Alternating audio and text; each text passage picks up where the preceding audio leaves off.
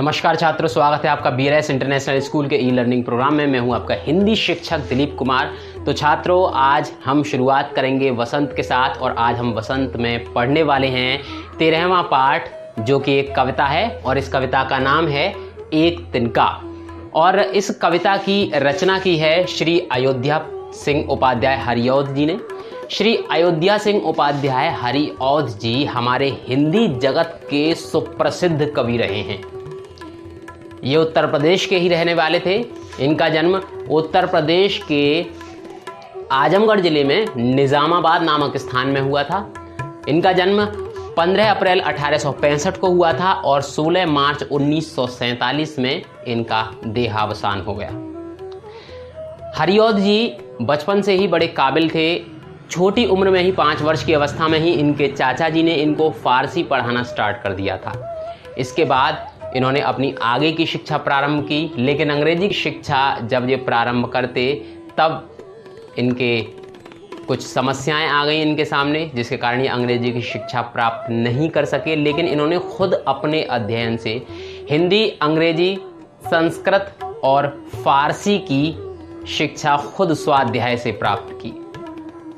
इस दौरान एक बार इनको सरकारी नौकरी भी मिली। कानून गो के पद पर ये तैनात रहे। लंबे समय तक सेवा की। इसके बाद ये काशी हिंदू विश्वविद्यालय में एक शिक्षक के रूप में, अवैतनिक शिक्षक के रूप में इन्होंने लंबे समय तक सेवा की। सबसे महत्वपूर्ण बात ये है कि इनको हिंदी साहित्य सम्मेलन जैसी एक महान संस्था का सभापति, 2 बार सभापति रहने का सौभाग्य प्राप्त हुआ और सम्मेलन के द्वारा ही इनको विद्या वाचस्पति नामक एक प्रतिष्ठित सम्मान भी प्राप्त हुआ। इनकी हिंदी की खड़ी बोली की सबसे महत्वपूर्ण रचना है प्रिय प्रवास। प्रिय प्रवास खड़ी बोली का सबसे पहला महाकाव्य माना जाता है, इसलिए इनको बहुत ज़्यादा प्रसिद्धि प्राप्त हुई। तो छात्रों, उन्हीं की ऐसे ही महान साहित्यकार की एक रचना जो कि आपकी पुस्तक में है और उस रचना का नाम है एक तिनका, उसको आज हम पढ़ने वाले हैं। एक तिनका के विषय में मैं थोड़ा सा पहले आपको बता देता हूँ। एक तिनका जो कविता है, ये एक प्रकार की व्यंग्यात्मक कविता है उन लोगों के लिए जिन लोगों को अपने ऊपर घमंड या अहंकार होता है। एक ऐसा व्यक्ति है जो कि घमंड में, अहंकार में डूबा हुआ है और वह अपनी छत पर खड़े होकर अपने अहंकार का प्रदर्शन कर रहा है। तभी एक छोटे से तिनके ने, तिनका यानी घास का सूखा छोटा सा तिनका, उसने उस घमंडों से भरे हुए व्यक्ति का अहंकार तोड़ कर रख दिया, अहंकार नेस्तो नाबूद कर दिया और उसको घुटनों पर ला दिया।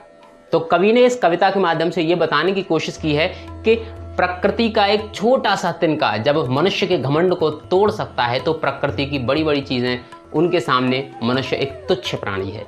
इसलिए हमें अहंकार नहीं करना चाहिए। तो आइए सुनते हैं एक ऐसी ही बहुत ही सुंदर कविता और जानते हैं उसका भावार्थ, एक तिनका।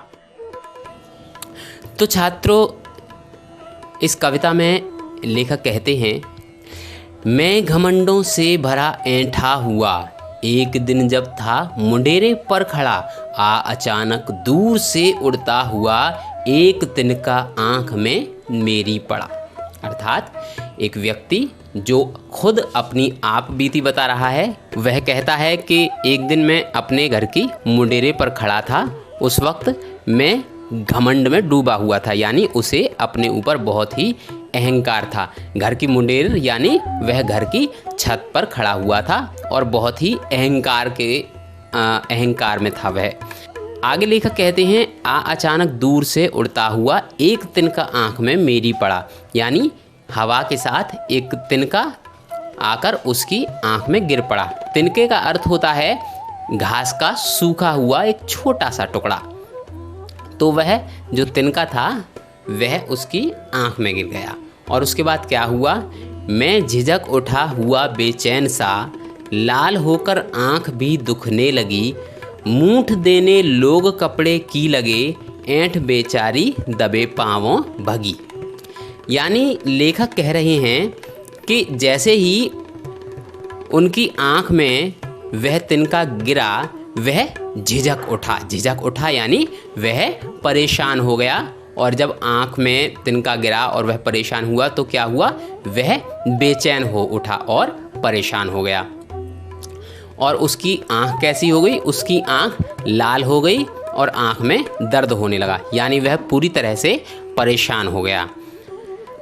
मूठ देने लोग कपड़े की लगे। मूठ का अर्थ होता है कपड़े की पोटली, यानी जो आसपास लोग थे वो कपड़े की पोटली बनाकर उनकी आँख को सेंकने लगे, यानी आँख का दर्द कम करने की कोशिश करने लगे।